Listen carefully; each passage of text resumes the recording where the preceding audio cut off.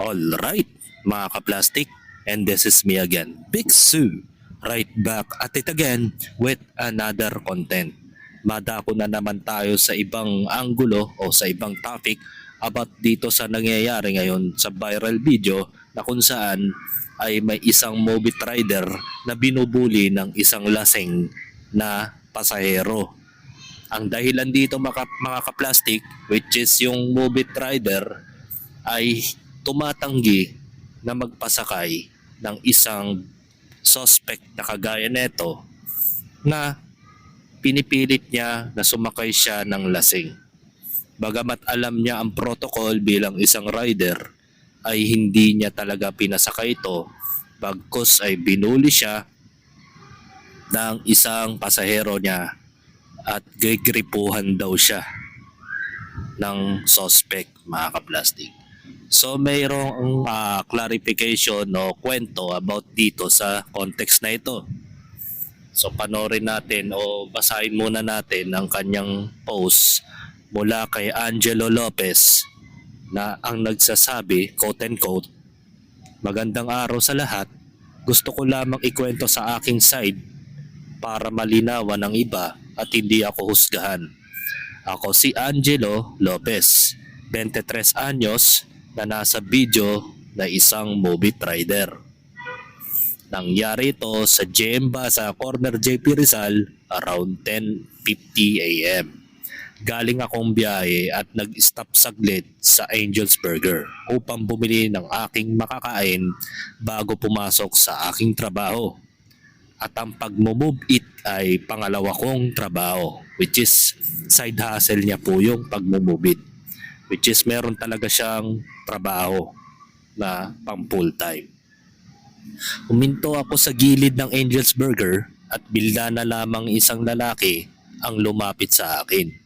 Ang kanyang sinasabi ay hihatid siya sa 168, ngunit ito ay amoy alak. Hindi siya nag-book at gusto niya akong gawing habal-habal.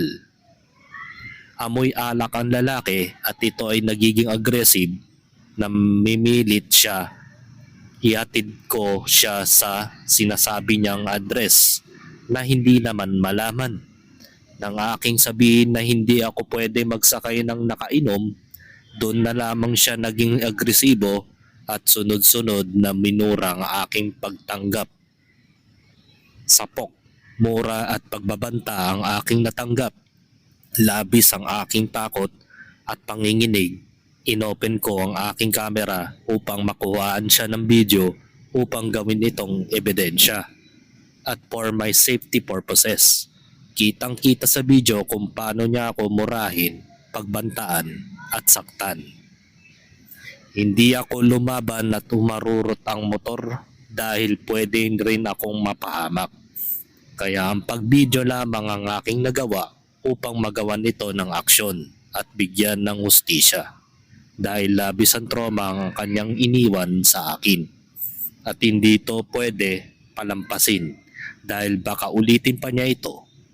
Salamat sa mga taong tumutulong sa akin at sa aking pamilya na nandyan para ako'y tulungan.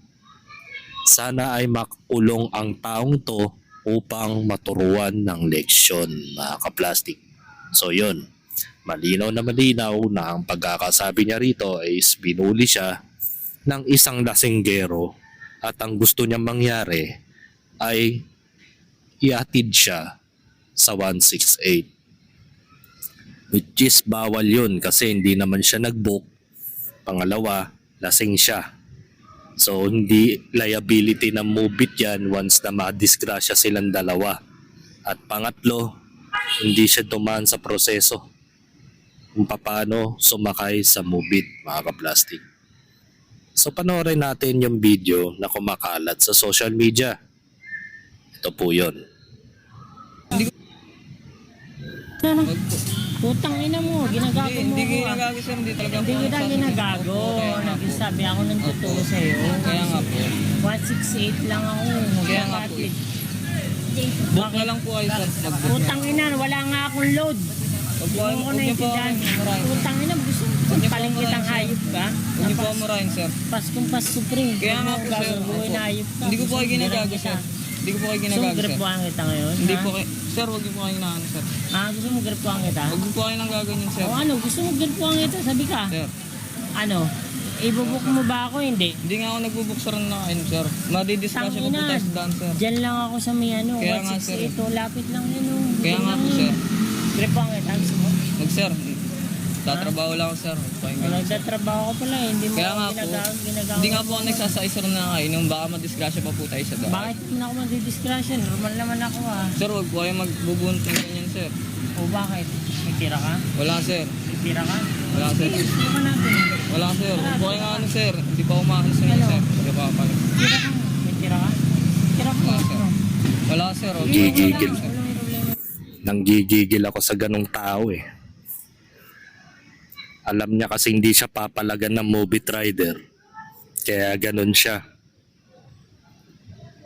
Pasalamat lang talaga siya ay hindi siya nakatagpo ng katapat niya. Kung tutusin, lasing siya eh. Kayang-kaya yan. May laban tong si Ryder pero siyempre para na rin sa kapakanan niya, which is baka hindi pa siya taga dyan, ay mahirap nga naman na maharas siya at balikan mga kaplastik. So yun, ang main purpose doon is talagang gagawa ng kademonyoan ng taong to. So gawan sana ng action to ng otoridad bago pa makabiktima pa ng ibang tao yan.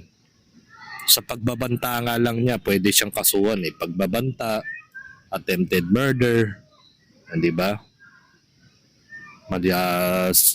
Baga, may skandaloso pa siya, mga kaplastik. So, napaka-bully niyang tao, mga kaplastik. So, wala akong nanggigigil talaga ako eh, mga kaplastik, sa mga ganyang tao na feeling empowered. Tira ka natin. Wala, sir. Wag po kayo nga ano, sir. Hindi pa umaano sa inyo, sir. Hindi pa pala. Tira ka. May tira ka? Tira ka. Wala, sir. Wala, sir. Wag po Okay, kayong okay lang. gaganyan, sir. Wala may problema yan. Wala. Ako nag-ano lang ako sa'yo. Nagpapamusap lang ako. Kaya nga po, sir. Nakikiusap lang din po ako, sir. Na, ano lang din po. Wala. Punta na, famous ka. O, yun. What's up? Tuloy na lang po. Kupal talaga eh. Sige, video mo pre. Para ano mo. Baliw yan. Sir. Ano mo, huwag yan mo pre. Patas tayo, hindi ako seryoso. Umaano rin ako, sir, ng patas. Seryoso rin naman po ako, sir. Ano gusto mo? Lugar po ako tayo. Wag po kayong magbabanta sa mga ganyan. Hindi kita babantaan. Gusto mo tutuanin ko? Ha? Wag po, sir. Eh, ano? Parang gusto mo eh. Wag po, sir. What's up, bro? Shout out. Ha? No? Ha? Wala, sir. Wag po kayong ganyan, sir. Ano naman, ginagawa mo akong Wag hayop po kayong ka. ganyan, sir. Sir. Bubiyay pa ako, sir. Sir, pagkulong naman na, sir. Tangin na, ginagago nga ako na Paano ginagago ka? Gusto ko magpabok. Oh. Kaya nga, sir. Eh, bakit hindi ako Binabantaan nagkasay, niya sir, ako nung eh. nakainom, Parang sir? nakainom lang daw ako. Kaya ayaw niya ako ano eh. Siyempre, nakainom ako eh. Saan ka ba? Diyan lang ako sa 168 eh. Saan yun? Dito lang sa may Marikina. Kaya nga po, sir. O yan, mag-tricycle ka na lang. Oh. Halika dito sa akin. Ano? Wag po. Putang ina mo, ginagago. May lumapit na pala na tricycle driver, mga kaplastik. So nakakapanggigil yung ganitong klaseng tao. Diba?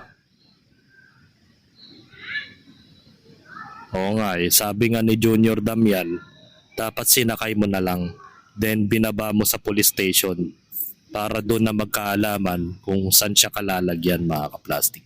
So napaka-brilliant idea yon, mga kaplastik. Kung ang halimbawa, ganun ang ginawa ni Angelo, mga kaplastik, 100%.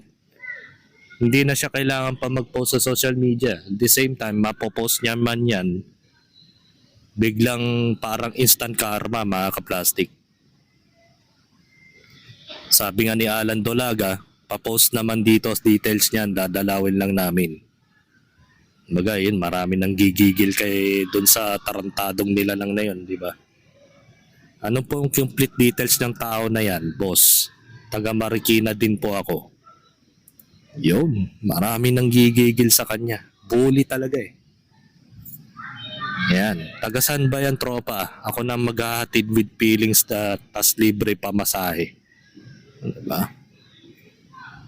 Maraming mga nagko-comment dito na gustong-gustong palambutin itong bully na ito, mga kaplastic. So hindi nakakatuwa ito. Kaya nga nananawagan si Angelo. Ito yung post niya. Yan. That was ito, bago-bago pa. Nag-post si Angelo Lopez at tinag niya yung mga friends niya, mga kaplastic. Ang sabi dito is kung sino man ang nakakakilala dito o kamag-anak o pamilya nitong tao na ito, ngayon pa lang makipag-ugnayan na kayo sa amin. Kung nababasa mo man to, alam mo naman kung saan ka pupunta at wag mo nang hintayin na lumaki o magpatong-patong pa ang kaso mo. Sa mga taong pinagtatakpan ka pa, makonsensya na lang kayo. Alam ko namang nakita mo na to at nakarating na to sa inyo at sa pamilya mo. Kahit magtago ka sa malalaman pa rin kung saan ka. Diba? Tuwan-tuwa pa si Gago diba? Ang dami nang gigigil dyan sa taong yan.